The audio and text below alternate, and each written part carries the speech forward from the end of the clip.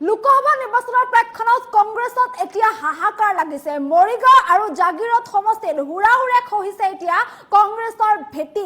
বহুকেইজন কংগ্ৰেছ নেতাই একেলগে দল ত্যাগ কৰিছে আৰু এইদৰে একেলগে কংগ্ৰেছ নেতাই দল ত্যাগ কৰাৰ পাছতেই কংগ্ৰেছত এতিয়া বিপৰ্যয়ৰ সন্মুখীন হোৱা দেখিবলৈ পোৱা গৈছে। লৈ আহিছো এই মুহূৰ্তৰ সবিশেষ। লোকসভা নিৰ্বাচনৰ প্ৰেক্ষাপটত কংগ্ৰেছত হাহাকাৰ। লোকসভা নিৰ্বাচনৰ প্ৰেক্ষাপটত এতিয়া কংগ্ৰেছৰ ভেটি খহা দেখিবলৈ পোৱা গৈছে। জাগিৰোড মৰিগাঁও সমষ্টিত খহিছে কংগ্ৰেছৰ ভেটি। জাগিৰোড মৰিগাঁও সমষ্টিত কেইবাজনো কংগ্ৰেছ নেতাই একেলগে দল ত্যাগ কৰিছে। একেদিনাই দুই জিলাৰ কংগ্ৰেছৰ বহু নেতাই ত্যাগ কৰিলে দল। মৰিগাঁও জিলা কংগ্ৰেছৰ সাধাৰণ সম্পাদক শামছুদ্দিন আহমেদে দল ত্যাগ কৰিছে। সমান্তৰালকৈ মায়ং ব্লক কংগ্ৰেছৰ সভাপতি দীপক মেধিয়েও কংগ্ৰেছ দল ত্যাগ কৰিছে। ভুৰবন্ধা ব্লক কংগ্ৰেছৰ সভাপতি প্ৰবীণ শইকীয়াইও দল ত্যাগ কৰিছে। জাগিৰোড যুৱ কংগ্ৰেছৰ সভাপতি হেমন্ত ইংতিয়েও দল ত্যাগ কৰিছে। জাগিৰোড ব্লক কংগ্ৰেছৰ সাধাৰণ সম্পাদক জিয়াবুৰ ৰহমানেও এৰিছে দল। কোষাধ্যক্ষ বিকাশ বৰা, মায়ং ব্লক কংগ্ৰেছৰ সম্পাদক শাহজাহান আলীয়েও কংগ্ৰেছ ত্যাগ কৰিছে। লোকসভা নিৰ্বাচনৰ প্ৰেক্ষাপটত এতিয়া কংগ্ৰেছত হাহাকাৰ লাগিছে। হুৰাহুৰে কংগ্ৰেছৰ ভেটি খহিছে। ইজনৰ পিছত সিজনকৈ নেতাই কংগ্ৰেছ দল ত্যাগ কৰিছে। দুই জিলা কংগ্ৰেছৰ বহু নেতাই একেলগে দল ত্যাগ কৰিছে। ইয়াৰ পিছতে এতিয়া হাহাকাৰ লাগিছে।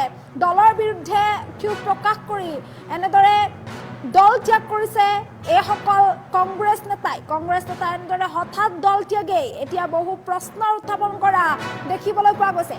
একেলগে কেইবাজনো নেতাই দল ত্যাগ কৰিছে। মৰিগাঁও জিলা কংগ্ৰেছৰ সাধাৰণ সম্পাদক শামছুদ্দিন আহমেদ, মায়ং ব্লক কংগ্ৰেছৰ সভাপতি দীপক মেধি, ভুৰবন্ধা ব্লক কংগ্ৰেছৰ সভাপতি প্ৰবীণ শইকীয়াই দল ত্যাগ কৰিছে। সমান্তৰালকৈ জাগিৰোড যুৱ কংগ্ৰেছৰ সভাপতি হেমন্ত ইংতি, জাগিৰোড ব্লক কংগ্ৰেছৰ সাধাৰণ সম্পাদক জিয়াবুৰ ৰহমান, কোষাধ্যক্ষ বিকাশ বৰা আৰু মায়ং ব্লক কংগ্ৰেছৰ সম্পাদক শাহজাহান আলীয়েও দল ত্যাগ কৰিছে। হঠাৎ এনেদৰে দল ত্যাগ কৰাক লৈ এতিয়া চৰ্চা চলি থকা দেখিবলৈ পোৱা গৈছে। আৰু এনেদৰে ক্ষোভ প্ৰকাশ কৰি দল ত্যাগ কৰিছে কংগ্ৰেছ নেতাই। হুৰাহুৰে এতিয়া কংগ্ৰেছৰ ভেটি খহিছে। এনেদৰে তেওঁলোকে দলীয় যিসকল কৰ্মী আছে এই কৰ্মীসকলে তেওঁলোকে ক্ষোভ প্ৰকাশ কৰি দুখ প্ৰকাশ কৰি এনেদৰে কংগ্ৰেছ দল ত্যাগ কৰা দেখিবলৈ পোৱা গৈছে। জাগিৰোড আৰু মৰিগাঁও সমষ্টিত এনেদৰে কংগ্ৰেছৰ ভেটি খহিছে হুৰাহুৰে। ইয়াৰ পিছতে এতিয়া কংগ্ৰেছত হাহাকাৰ লাগিছে। একেলগে কংগ্ৰেছৰ কেইবাগৰাকীও নেতাই দল ত্যাগ কৰাক লৈ এতিয়া কংগ্ৰেছত বিপৰ্যয়ৰ সন্মুখীন হোৱা দেখিবলৈ পোৱা গৈছে। কি কাৰণে দল ত্যাগ কৰিবলগীয়া হ'লে কেইগৰাকী নেতাই আৰু এনেদৰে কংগ্ৰেছ দল ত্যাগ কৰাক লৈ এতিয়া চৰ্চা চলি থকা দেখিবলৈ পোৱা গৈছে।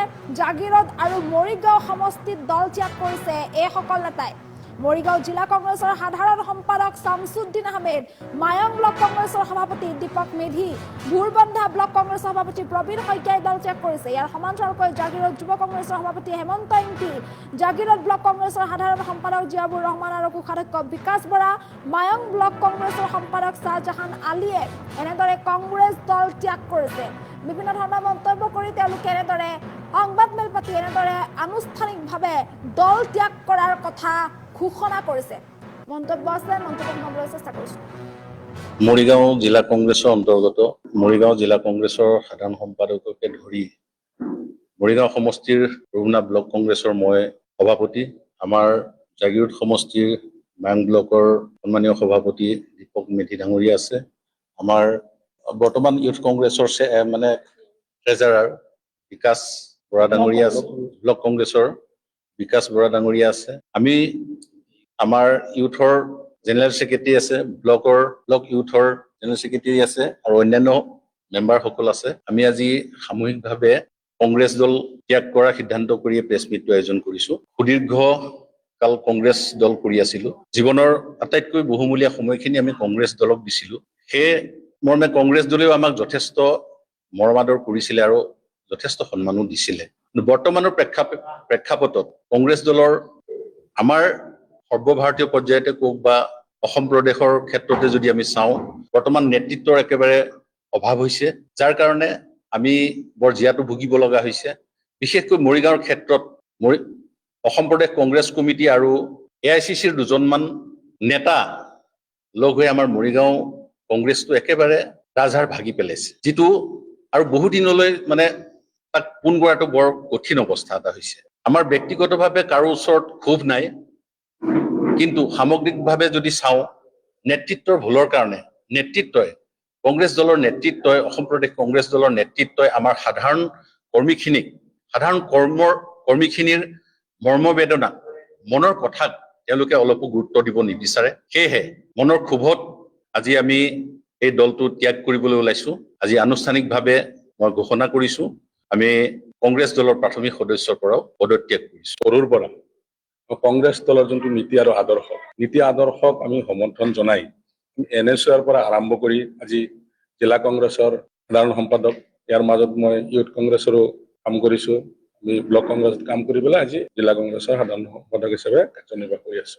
আমি কেইবাৰো প্ৰতিনিধি হৈছো। যিকি নহওক, এইখিনি হোৱাৰ পিছতো কিন্তু আগৰ যোনটো কংগ্ৰেছ আছিলে আৰু আগৰ কংগ্ৰেছৰ যোনটো নীতি আদৰ্শ আৰু বৰ্তমান যোনটো কংগ্ৰেছ দলৰ যোনটো নীতি আদৰ্শ বহুত পাৰ্থক্য দেখা গৈছে। যে আপোনালোকে নিশ্চয় জানে যে কংগ্ৰেছ দলৰ যোনটো আমাৰ বৰ্তমানৰ প্ৰদেশ কংগ্ৰেছ কমিটিৰ যিসকল নেতৃত্ব লৈ আছে, আমাৰ জিলা কংগ্ৰেছৰে হওক, আমাৰ AICCৰ হওক, তেখেতসকলে কি হৈছে, আজি তেওঁলোকে আহিছে, আমাৰ যিটো অল ইণ্ডিয়া কংগ্ৰেছ কমিটিৰ যিটো কোনোবা আহিছে, আমাৰ APCCক ফোন কৰিছে, আহি পেলাই APCCয়ে তেওঁলোকক কোনোবা এটা জিলাত পঠিয়াই দিছে।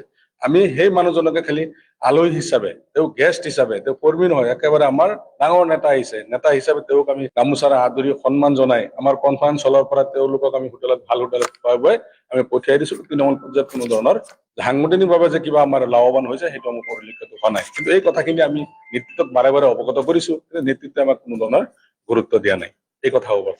আৰু যাৰ কাৰণে নেকি আজি বৰ্তমান কংগ্ৰেছ দলৰ যোনটো আমাৰ সাংগঠনিক ভেটি পতৌ লগা অৱস্থা, আৰু ইয়াৰ পিছতো আমি বাৰম্বাৰ আমি বিভিন্ন হিচাপে আমি তেওঁলোকক আমি এই কথাখিনি অৱগত কৰিব বিচাৰিছো নেতৃত্বক, কিন্তু নেতৃত্বই এইখিনি গুৰুত্ব নিদিলে। আজি যি কি নহওক, আপোনালোকে জানে আমাৰ যোৱা যোনটো বিধানসভা নিৰ্বাচন হৈ গৈছে, এই যোৱা বিধানসভা নিৰ্বাচনত আমাৰ জাগীৰোড সমষ্টিৰ আমাৰ যোনজন প্ৰাৰ্থী আছিলে ববুল দাস ডাঙৰীয়া, তেখেতে অশেষ কষ্ট কৰিছে আৰু তেখেতক যোগদানৰ কাৰণে আমিও বহুত কষ্ট কৰিছিলো।